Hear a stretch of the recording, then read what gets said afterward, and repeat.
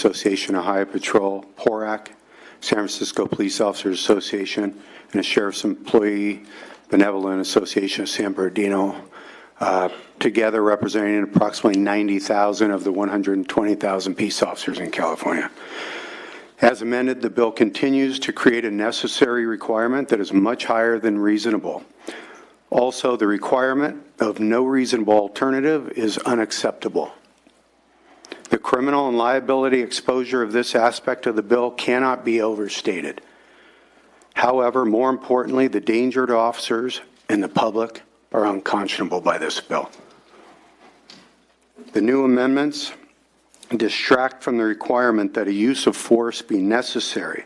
The necessary requirement is a radical departure from criminal and constitutional law that effectively, if reversed, is the calculus for evaluating an officer's use of force.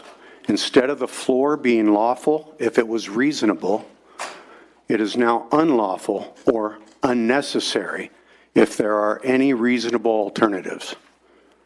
AB 931 is limiting the officer's range of options so that deadly force may only be employed if there is no other option.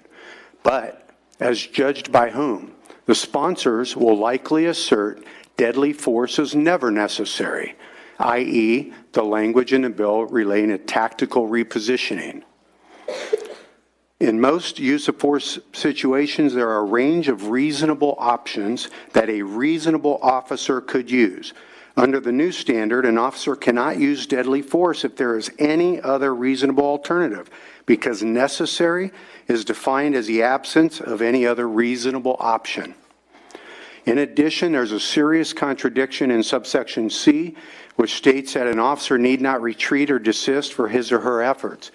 Yet the definition of reasonable alternatives in the bill includes tactical repositioning, a euphemism for retreat. And that retreat would be able to be used by the defense bar in almost every single case where they would say, you could have retreated. Bottom line, while the reasonable alternatives are similar to the factors considered under current reasonable officer standards, the problem is the necessary requirement. If someone can later identify any alternative the officer should have used, then the officer's actions are now unlawful under this bill. Given the science behind perception reaction times throughout the country, waiting until all other options are exhausted will be deadly for officers and citizen victims. We ask that you not support this bill, that we continue to sit down and discuss training issues, de-escalation of force, and other training issues that will help officers throughout the state do a better job than they're doing now, but continue to work together with community groups, with elected leaders, and work towards additional training to help officers out on the street, but do not limit their response to dangers that they are trained in, feel a danger to themselves or to others around them. Thank you. Next witness. Thank you. My name is David Mustang.